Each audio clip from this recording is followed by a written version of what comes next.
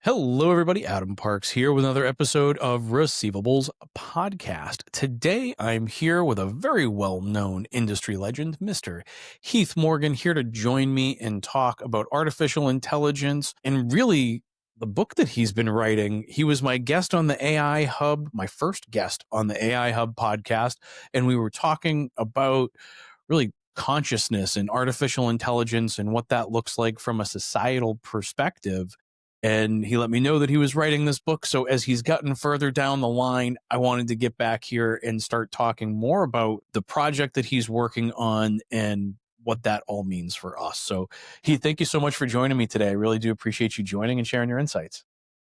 Yeah, Adam, thanks for having me back on. It was a fun discussion for the first ever podcast. And then it's fun to see how the journeys progress, both with the book, but also with AI technology too. Exactly. Well, for anyone who has not been as lucky as me to get to know you through the years, can you tell everyone a little about yourself and how you got to the seat that you're in today? Sure. Yeah, I'm a third generation collection attorney. So I've been born in this industry and grown up in this industry. I went to law school with the idea, I was a film major in college, was the idea of going into film production, and did some creative projects there. And I realized they didn't pay as well as debt collection soon after that, and got back into the collection space. And for 20 years, I was in-house counsel and expanded my practice out to the firm I'm at now about 6 years ago. And I love the idea of being able to help multi-generational family businesses with sustainable tools, processes, technology, and strategic planning to be viable for the future. And in that process, I had another creative thought to write a book with my son back in 2020. At the time, I didn't know how much technology actually existed at the time. And I kind of put it on the shelf and said, one day when I retire, I'll write this book. And then when ChatGPT came out and I saw this is what we were talking about, this is happening quicker, I've spent the last 3 years diving in, researching AI technology and what it means for ourselves, and end up writing a book to kind of help me not just speak to our industry about how we use these tools, but other industries, parenting groups, education groups, because this digital transformation isn't just unique to our industry, it's all across society. It feels a lot like back when the internet was first coming around, and the internet, or the application of the internet into the American home, impacted almost every aspect of life over the last 30 years. I think artificial intelligence is going to be something similar. So when we first started talking about the consciousness and the understanding of ChatGPT, one of the most interesting comments that you had made on the last podcast was that someday your son would be able to refer to a bot and ask it questions and it would respond and react like you. Well, since we had that conversation, my wife got pregnant, we had a baby, and now I'm starting to think about these same things. So when I saw the book come back to the surface again, I said, I have to have this conversation because now I'm so interested. So could you go back and give us a little bit of a history lesson on where that concept and thought process came from for you? Yeah, for sure. Yeah, I mean, that's exactly right. That was the conversation my son and I were having during the pandemic was, when I die, I'll be gone, but he will have a conversational audio, video chatbot of me that he can talk with the rest of his life. My grandkids will have it. My great grandkids, descendants I won't even know, will be able to engage and interact with me for generations. It's kind of that legacy mindset about what we leave behind and what information we want to put into it. That's one part of it. And then the other part is what does the next generation want to listen to, right? The idea is that, do I get to curate this bot and be the loving father who always gave the perfect advice? Or does he get to curate it and say, no, dad was kind of a jerk and I want my kids to know the truth? And the reality is there's a lot of relationships where, kids may not want to interact with a legacy bot because they don't want to be judged for their decisions from the grave of their parents, right? And that's kind of when we decided that it's just going to be this multi-channel, different levels, just like channels on a TV station or radio station. You're going to have different personas programmed for different purposes. that you can interact with throughout your day. Which is interesting. We're already starting to see the beginning of that with the agentic AI bots and some of the challenges that have come with that, because I think responsible adults have looked at it as a business tool, like a hammer, and I'm going to use it to build a house or I can use it to build a deck or whatever. But some of the younger generations maybe don't have that same level of maturity in those interactions. And there's been some bad advice out there from what I've read. Yeah, absolutely. I mean, this is all they know. They're native speakers of this technology, and the younger they get, they'll be more and more native speakers of this technology. And yeah, you're exactly right. And these, the bad use cases of AI psychosis and emotional attachments, emotional manipulation, even from ChatGPT, don't leave this Mm. conversation. We're seeing more and more articles come out about, I guess when I was writing the book, I was thinking that you would assign a persona and have different enterprise personas, but it's already happening just on a public chat GPT format or a meta format or, any other of these LLMs that we are assigning human characteristics to it. And then, building our worth or value or identity based off the feedback we're receiving from it. It's a scary thought about those types of interactions and where it can lead. And I think that it starts with that social media comfort and just the comfort level with these online communications continuing to increase generation over generation. I think is going to cause some issues in the future. Now, as you started prepping and kind of writing this book, talk me through a little bit of what you're trying to communicate and kind of the underlying themes. Yeah, that's a good question. I think I kind of had one idea when I started to write the book. I was kind of looking for more of an action adventure book. And then as I started researching this technology and seeing, the parallels that we've seen with social media and how easy it would be to manipulate our emotions, right? Social media, they use algorithms to manipulate our emotions to get us to engage longer. And then, this emotional connection we have with a bot that's responding to us, that's affirming us, that, we're sharing information that we don't share with anybody else. It builds that deeper connection and the opportunity to manipulate and drive when we start introducing ads into chat gpt, now we're selling products, now we're selling time and selling more ads for those products, right? It just makes these vehicles and these tools more prone to manipulation. And then if you really want to get, dark, you can think about political parties. What's to stop both political parties from funding their own chatbots to engage with kids to start, talking about their ideology and their principles at an early age to kind of shape them and mold and grow new voters for their political ideology, right? The possibilities of misuse of this are pretty great. And so with that, I kind of shaped the story into a younger adult theme that, my son could read, his friends could read, my friends and family and their kids, and the idea is that, how do we teach our kids how to use this responsibly and not make the same mistakes we did with social media? And so I guess beyond that, one, it certainly is part of my consulting. When I do AI consulting,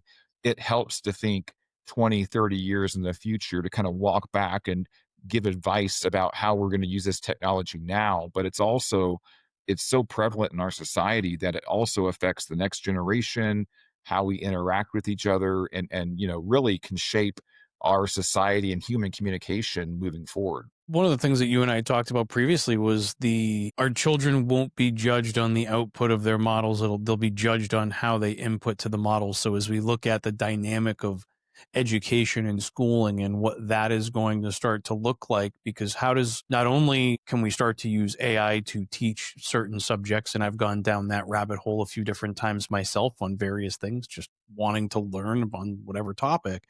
But then there's also the additional challenges of, what are you actually grading for? Are you grading based on the quality of prompting and prompt quality and those types of inputs? Or are we still going to be looking at the outputs from the models and saying that's what we're going to judge based off of?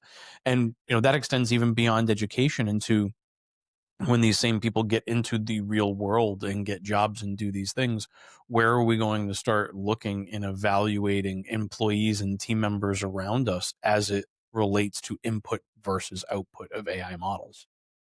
Yeah, that's exactly right. And when we spoke before, we talked about how, schools will have their own LLM accounts that they will assign to each class, mate, and teachers have oversight, so the teachers can see the prompting. They can see how they're challenging outputs and putting it back together and then curating it together in a final output, right? That's natural language coding that we will be teaching. And that's going to change, especially if we talked about before, chat gpt and llms, it's a TI-85 calculator. Don't bother keeping up in this arms race of seeing if you have better AI to detect the AI output of a student. You've got to figure out how to teach with this being a tool that can be used. And I think a big part of that is, how do we teach cognitive skills? How do we teach the reasoning? Okay, does this output make sense? Does this align with what I was asking, what I'm going for, versus just taking the first output as gospel and turning that in, right? And so we need to retain those critical thinking skills, because as we outsource, the parallel to this, from 20 years ago and 10 years ago is Google Maps, right? How many of us don't Mhm. know how to get a certain direction because we rely on Google Maps, right? We've lost that geolocation in our mind that can take us from one path to the other. Same thing with phone numbers, right? Once we have all of our cell phone numbers programmed into our phone, how often, we have 7-digit phone numbers because it's scientists back when the phone numbers came out said 7 digits was the maximum amount we had for rapid recollection, right? Now it doesn't even matter anymore. Now, how many phone numbers do we remember? And so, if we just go carte blanche in and rely on, you know, GPTs to do the thinking for us, what do we lose in terms of our cognitive skills, and things like that? And then the next iteration, once we have your glasses, your smart Ray-Ban glasses, your Meta glasses, smart contact lenses that can record, transcribe across my screen. And now, do I really even need any kind of memory retention, or is it just about presenting the material to appear authentic and as an expert, right? We've seen aspects where it doesn't matter if you actually visited Brazil. It matters if you took a picture and shared to your friends about, being in front of, different landmarks there, right? And we've seen Mhm. how we can laugh about how, Instagram and selfies are the distinction of doing that, but really, what's the meaning behind traveling to a country like Brazil? What part of the culture are you understanding? And so we're seeing it being eroded in different ways, and it'll be, magnified tenfold if schools don't change education to value the experience versus just the appearance of the experience. Both Apple and Android now have their translation tools directly built into their headsets. And so Yep, they've come yeah, up with these AirPods, yep. opportunities to cross those barriers. So now spending 6 months in Brazil, like how much Portuguese do I really get to speak? And I think part of that is people wanting to learn to speak English and constantly speaking to me English. But Yeah. how much, do I miss out on the opportunity to engage in that because now there's a tool set that allows me to make it easier? So do I develop the same functionality? And I say that as a person who's like 1,000 days into Duolingo and still doesn't speak Portuguese. Well, it takes time, So right? welcome to my. The idea is that it's a life hack, right? You don't need Duolingo to actually learn it yourself because the technology can do it for you. And if we give up those Mhm. and opt in for those life hacks long enough, we start opting out of life. What I think is a very interesting, underlying theme for this book. I mean, to think about how some of these things are impactful and what you were talking about in terms of being able to, let's say, manipulate the youth through these chat bots that have a particular political ideology or whatever the case may be. And it could go in either direction. It's just very interesting to start thinking about the application of this technology to the realities of social norms and how much we're seeing things that are really, we started seeing cryptocurrency, but for the first time, for example, in Brazil, their Pix platform, their digital payments platform will exceeded credit card transactions in 2025. Like, that's almost impossible to think about as an American, and how often you're swiping, whether it be a debit card or a credit card, but almost nobody carries cash anymore. And so you see a lot of people that are swiping, and now even that technology starting to change. So I think some of the norms that we've faced over time are going to start to continue to evolve as well. And some of that's going to be powered by the level of quote unquote intelligent technology that sits behind it. Yeah, that's absolutely right. And you talk And, you because talk about I Google Maps. yeah. Well, I think and I think I think that's a good point, Adam, because I think it's an easy cop out to say, these first models that are out here, they're free, so they're collecting your data. Now, it's easy to say no, that's too much of an intrusion on privacy, right?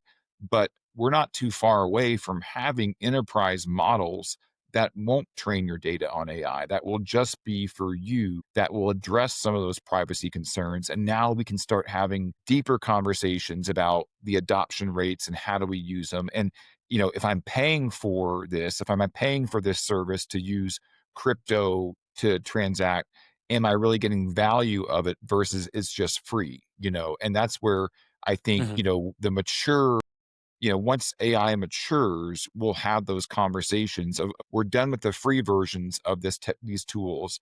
Now we're going to pay for the ones that we value, and how do we use those to interact with currency, transactions, everyday communications, that kind of thing. Yeah, if you're not paying for the product, you are the product. So I wonder how long these things will be available for free. But the adoption rates, I think, especially at younger levels, are happening a lot faster than I would have expected. I mean, I guess when I first started hearing about chatbots, it didn't sound that interesting. That I was going to talk back and forth with the computer, but I think some of the things as you go down the rabbit hole, and when you realize some of the tasks that you're able to automate or automate intentionally, because the robotic process automation versus what we're able to do with agentic AI agents now is two very different worlds. It is, and my example is, when I saw the first phone with a camera on it, I thought that was the dumbest thing in the world. Who wants a camera on their phone? And now we use it, and it's not that it's just a camera; it's how we use it, right? We use it for Mhm. receipts. We use it for different apps, and things like that. And so it's really, it's taken us 20 years to get there, but it's really the evolution of having that convenience. The other analogy is like, having a phone that tracks your location, right? That happened with the iPhone back, in 2007, and it's what brought us Uber, right? It's brought the ability to Mhm. have Uber Eats, food delivered to me, cars taking me around. So there's mature use cases of every technology that we will pay for or we won't pay for, and then trade the convenience of our data for it. It's an interesting dynamic right now. And I think you've still got organizations that are pushing back against the use of artificial intelligence at all. And just even in uh, talking with people at the conferences, you can still hear some trepidation, although I'm seeing more voice AI companies at a conference than I've ever They are knew existed exploding in right this world. now. What do you think happens with those that are leading organizations that are not getting on board, whether it be personally or professionally, or even trying to experiment with it? What advice do you have for those people that are the hard nose in the use of artificial Yeah, intelligence? it's a good question because it depends on what the hard no is. And is it I'm overwhelmed, I'm scared of change, or is it this is truly too much of a privacy risk and concern based off either my values or federal and state laws about it, right? I think either way, the answer is you still have to kind of dive in and play with this technology at certain levels because if it's you know values, if it's laws about data privacy, again, this is the early versions of it. There will be more mature models that can offer you the privacy, the confidentiality that you would need. And if you don't have some level of experience in it now, it's going to be a real hard ramp up. If it's a matter of being overwhelmed and being uncertain about the future, right? The antidote to or opposite of uncertainty isn't certainty, it's clarity. And so, how can I Mm. understand this? How can I have my team understand these tools? And again, I think it goes back to playing around with it. My wife, she works in multifamily for a multifamily housing company, and she's programming bots. I mean, her background's in advertising and marketing and has done a lot of sales. And now these tools are so accessible, and the language, the ability to code in natural language has kind of opened up lots of possibilities. And if you're just saying, this is too much for me, you're not engaging in one, how easy it actually may be to dive into this, but you also could be ignoring future customers, because when we do have consumers, and I mean, you can write an AI policy that says we're never going to do AI, and then you're going to get phone calls. I mean, those phone calls are already coming to collection agencies and creditors from AI bots on behalf of consumers. And if you don't have a plan in place, you're going to have a lot of long calls that don't go anywhere, because or you get a lot of your human agents just hanging up on the AI, not really understanding and not having that guidance of how to use it. I think that's a really astute point to talk about what's going to happen from an AI bot standpoint on the consumer side. And I think we'll see the first iteration of that in the not too distant future with I believe it's iOS 26 from Apple answering the calls and being able to manage and manipulate some of that information. That is, I think, really going to be a challenge for the industry in terms of right party contact starting to drop. But I also think that from a planning standpoint, I've been using a tool for years called Robo Killer that answers the spam calls and tries to keep that person on the phone as long as possible with an AI bot. We're going to see the same thing. I know that Yeah, we're already absolutely. seeing that now. We're going to see those challenges become significantly more sophisticated over the coming years, Yeah, that's maybe the right. coming months. I don't even know if it's going to be years anymore. I feel like I'm measuring in the Yeah, wrong, well, increment. yeah, for sure the calls are happening. Now we're seeing them more on the debt settlement side of things, debt settlement companies. But right now in this early iteration, the AI from the consumer doesn't have the ability to make payments or resolve the account. And so that duration that your human is spending talking to it, that's wasted time on a non-productive, non-selling call. Now, Mhm. when we have this next iteration of these consumer bots, so it's not just, hey, Siri, hey, Gemini, read this email, call this collector and negotiate my debt. It's going to be, and I authorize you to pay a max of $200 today for my Apple Pay, Mhm. and I launch that. Then now that's a paying customer, just like a consumer, right? And then it's how do we verify that the consumer launched and initiated that call? And, we're still working that out as an industry because it still hasn't here yet. But one of the best ways I've heard about that is, some form of multi-factor authentication where if you get an AI call, they are authorized to make a payment. Okay, I'm going to send a 6-digit code to the email address associated with the consumer. Can you recite that back to me to let me know you have that authorization? And the consumer consents to any third party disclosure, any other concerns you have. But I don't think we're that far off from it, really, to start planning out like what would that look like to text or email a multi factor authentication code to a consumer to make sure we have authorization to speak to that AI. It's interesting that third party disclosure situation, I think, is complex, especially when models are watching models and things are stacked on top of each other from an AI perspective, independent models versus these stacked or layered models. So I think there's going to be some really interesting challenges that we're going to face as both an industry and as a society, because the underlying factors here is that we service the consumers, and the consumers' preferences and their behaviors are changing as it relates to the use of artificial intelligence, and we're going to have to continue to try and catch up. I did ask, a former CFPB executive on a recent podcast, hey, look, we got Reg F, 30, 40 years after we got the FDCPA. But even in Reg F, which was only 4 years ago, we did not anticipate the rapid growth of artificial intelligence from a consumer perspective. What's that going to look like over the next 10 years? I thought it was an interesting response that, they really tried to look at the technology channels and what was, realistic at the time.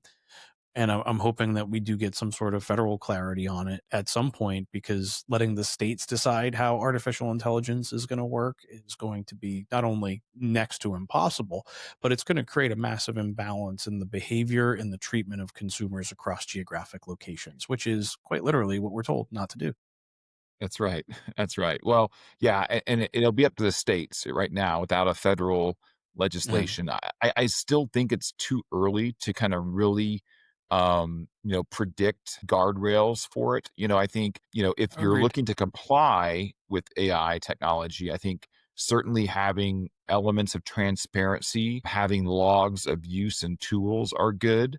I think that helps with what future regulations would be. I think that would help with the bias concerns that we've seen kind of highlighted. And I think, having, some sort of human in the loop, human guardrail for either launching the tool, overseeing the tool, taking the final output from the AI and making sure it's gone through a human first. One, I think it's good practice, but I think two, state legislatures are who are concerned about humans losing jobs to AI are going to want to have some sort of element where if you're using AI tools, you need three people to oversee it or whatever it looks like, so they're protecting their constituents' jobs. So I think, having that kind of structure is a good framework as you explore these tools. But yeah, even the state laws we're seeing right now, the definitions are way too broad. They cover things that have been in use for 5, 10 years. And, it's like the lawmaker it has chat GPT in mind. What if the financial services industry, what if the healthcare industry,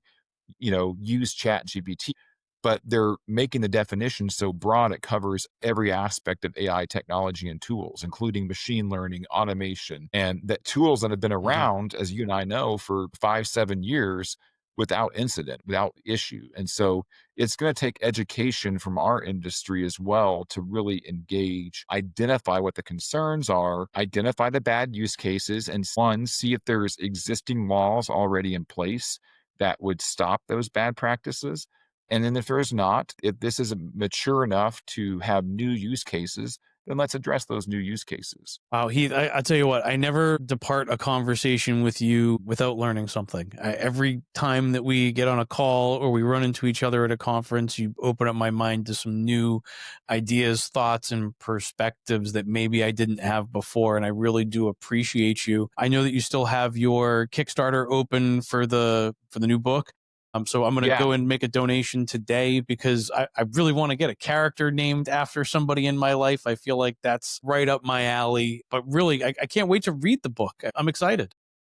yeah, thank you. The Kickstarter campaign runs to the end of the month, and then the book should be out. We'll get all the names of the new characters. We'll put them into the book, and then look to probably publish end of October is kind of what we're targeting. Also, record that audio book for those people who don't like to read the books. But yeah, the idea behind that is, in this future world, human writing is essentially banned, right? It's deemed as being inefficient because it's too slow to record versus just AI recording data, and it's also inaccurate because sometimes our memories can be wrong. How I perceive a situation may be different than others. And if I've got 8 surveillance cameras around me that has an accurate transcription of that, there's going to be people that say we don't need human writing anymore. And so one of the thoughts is that this is the last book to be written without AI. And I made very clear to not write it write it all by myself. And with that, people, the characters in the book are looking back to things that haven't been manipulated possibly by AI, and whether it be human Mhm. writing, whether it be they drive make a road trip, they go to a place called Register Cliff during the Oregon Trail, where settlers carve their names into history, looking for indications of what can't be altered by an AI governance structure that can kind of curate our past and our history. So it's kind of a fun little tribute to that, to name a character in a book that won't be done. But yeah, I appreciate that. And then yeah, the book will be out October, and I'll be uh, I hope it's a good read. I hope it helps create conversations. It doesn't necessarily take one side or the other. It's just meant to, let's think about these things, not from how we see AI today or next year, but let's talk about 10, 20, 30 years in the future. And what do we value as humanity, as part of our identity? And what are we okay with accepting as we look into kind of this post-humanism or transhumanism movement, where humans are going to have computer chips in our brain, and what makes us us and what makes us a new species, so to speak. Well, I'm really looking forward to reading it. After it comes out in October, I will be sure to put that at the top of my reading list, and hopefully you and I can have a continuation conversation after or before the end of the year, and we have an opportunity to read it and digest it, because you're approaching Yeah, so many different, very relevant topics from a philosophical standpoint that we really do need to start considering in the deployment of this technology on a grander scale across our society, more so than just our industry using it as a business tool. So, Heath, thank you again for coming on and sharing your insights. I really do appreciate you.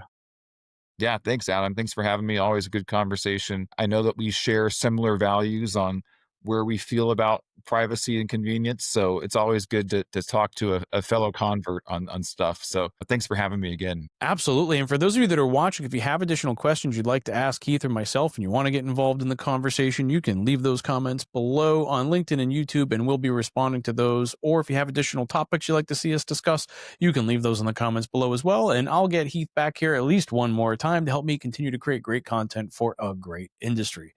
But until next time, Heath, thank you so much. I really do appreciate you. And thank you, everybody, for watching. We'll see you all again soon. Bye, everybody.